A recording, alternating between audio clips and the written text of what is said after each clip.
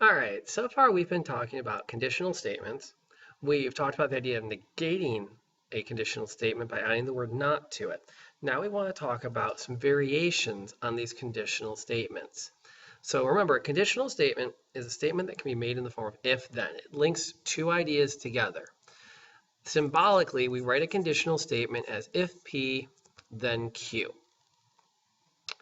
I should probably actually write the right one down this time, though. So P implies Q. Remember, we also said that there are many ways to use words to match logically the phrase if, then. So for example, this could be said as if P, then Q. It can be said as P implies Q. It can be for all P, there is Q. Lots of different ways to get to this idea. So let's put up our core ideas. So if and then. And this will be our initial conditional statement that we're going to talk about. Now we need something to talk about. And I'm going to continue to use some of the context we've been using with our examples in class.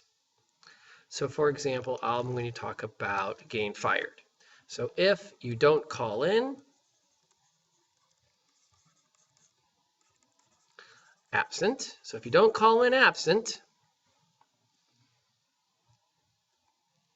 well, I can write that slightly better. Try that again.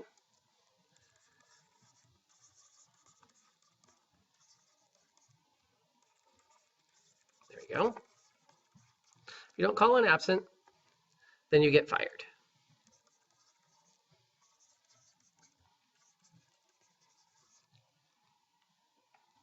And that's a nice classic conditional statement we can get behind.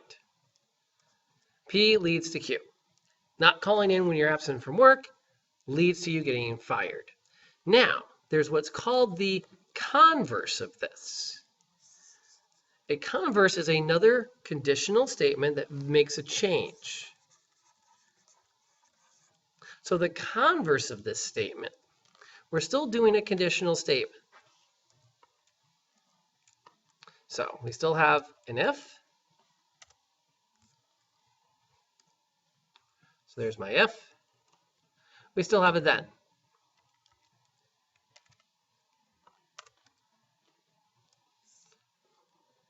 Now what's going to make this different, we're going to take you don't call in absent. We're going to put it over here. And you get fired. It's going to go over here. So in the converse, we have flipped the if and the then around. So the converse of our statement would read, if you get fired, then you didn't call in absent. So that would be like, we're standing around talking, hey, Willie got fired. Oh, was that because she didn't call in absent when she didn't come to work? That would be the if-then statement. If you get fired, then you didn't call in. When we write the converse of a statement, we're going to switch the P and the Q around. We're going to flip the hypothesis and the conclusion. Another example of converse might be to take these statements. If it's raining, then we are inside. That might apply to practice. The converse would be, if we are inside, then it's raining. And when we think about that, that might not necessarily be true. Converse is a little bit tricky because it involves flip-flopping these things around. It involves making small changes. So it doesn't always hold the same logical value. So we have the original statement, if it's raining, then we are inside. And then I have flipped the if and the then to write the converse, where it's raining is now at the end of the sentence, and we are inside is at the beginning of the sentence. That's one of our three variations on conditional statements. Now, let's take a look at another one. Before I do that, I'm going to go ahead and grab our initial conditional. Grab that. Let's go to a new page.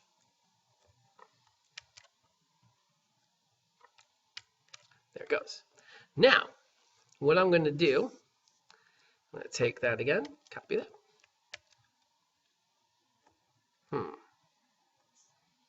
That didn't do what I thought it would do. Darn.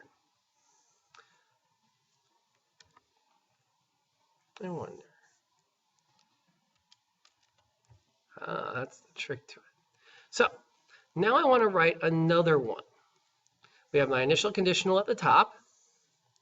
Now I'm going to write what's called the inverse. To write the inverse of a statement, I still take that initial statement. I'm not going to rearrange it at all. So leave everybody right where I left them. But now I'm going to add the word not.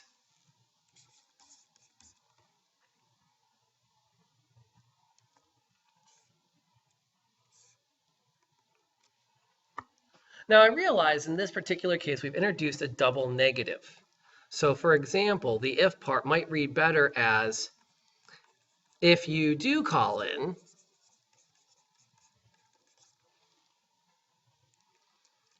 then you won't get fired.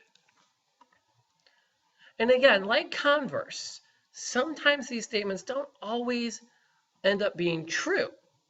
What's important though is that we recognize that the word inverse means that we take an if-then statement and we change it. And in this case, the change is to add the word not to the conditional statement. We add it for both the hypothesis, the if part, and the conclusion, the then part. Now, symbolically, the tilde is used to represent the word not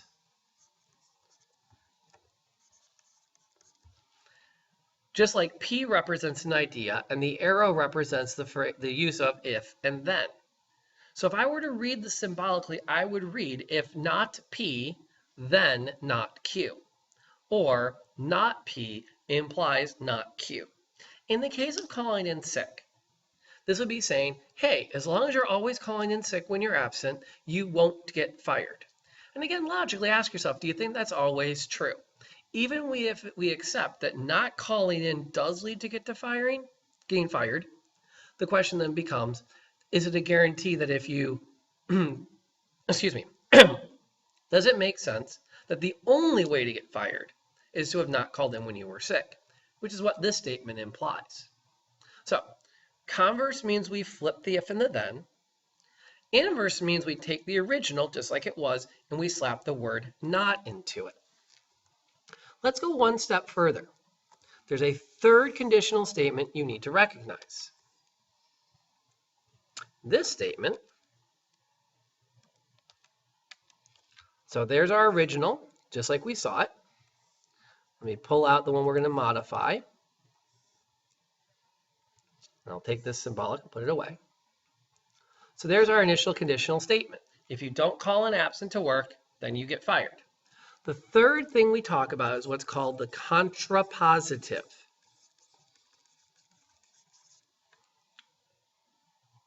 Now the contrapositive is a special guy.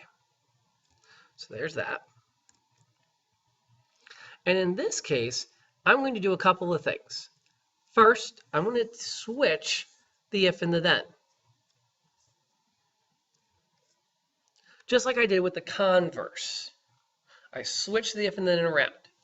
But like I did with the inverse, I'm also going to add the word not to the statements.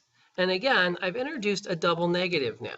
So perhaps this would be better phrased as then, oops, not if, then you did call in.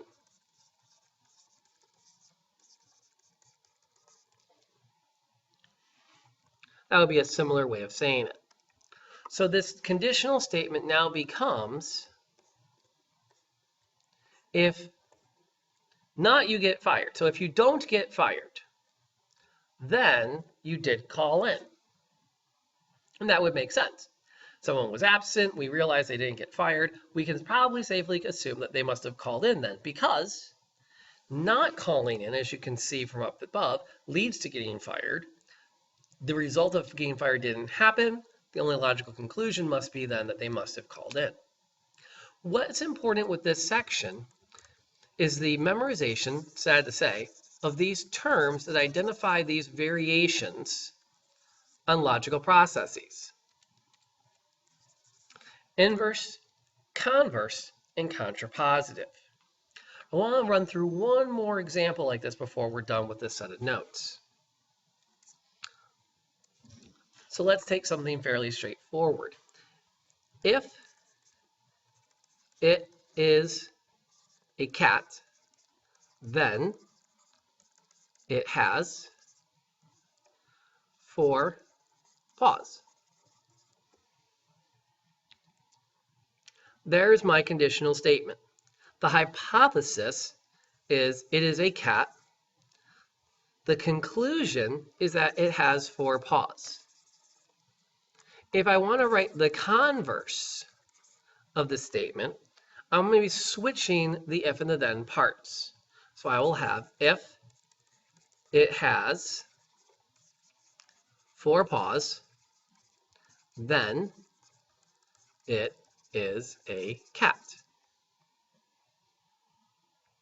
So I have switched it having 4 paws with it's a cat. That's the converse. One mnemonic that can help with this is to remember that a converse is a type of shoe. Shoes make us move around, so when we're identifying the converse, I'm moving things. The inverse would be to add the word not to these. So if it is not a cat, then it does not have 4 paws. Blink, there it goes. That's the inverse. I'm going to move everybody up a little bit so I can not run out of room. And again, you can see in this case, it is a cat and having 4 paws are in their original positions, but I've added the word not into each. Lastly, we had the contrapositive. Oops. Let's get that to right.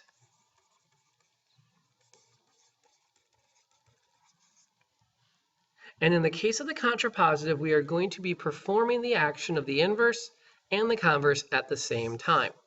The mnemonic I usually use to remember the contrapositive is that the contrapositive is a large, ugly word which involves the most work to write. Therefore, the conditional statement that comes from the contrapositive must be the one that involves the most work to write. So in this case, what I'm going to do is both the converse and the inverse and do all this work. So if it does not have 4 paws,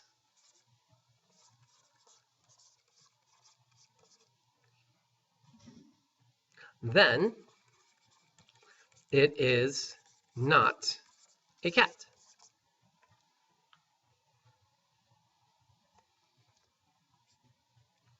Now I can pull up my highlighter, and again I can show that 4 paws is now at the front, being a cat is now at the end, and I've added the word not into both of these. My initial conditional statement was P, then Q. My converse switches those around. My inverse introduces the word not into each of them. And last but not least, now I'm just going to go ahead and rewrite that. Boom, boom. There we go. So not P, therefore not Q. Good. And last but not least, the contrapositive does both. So not Q implies not P.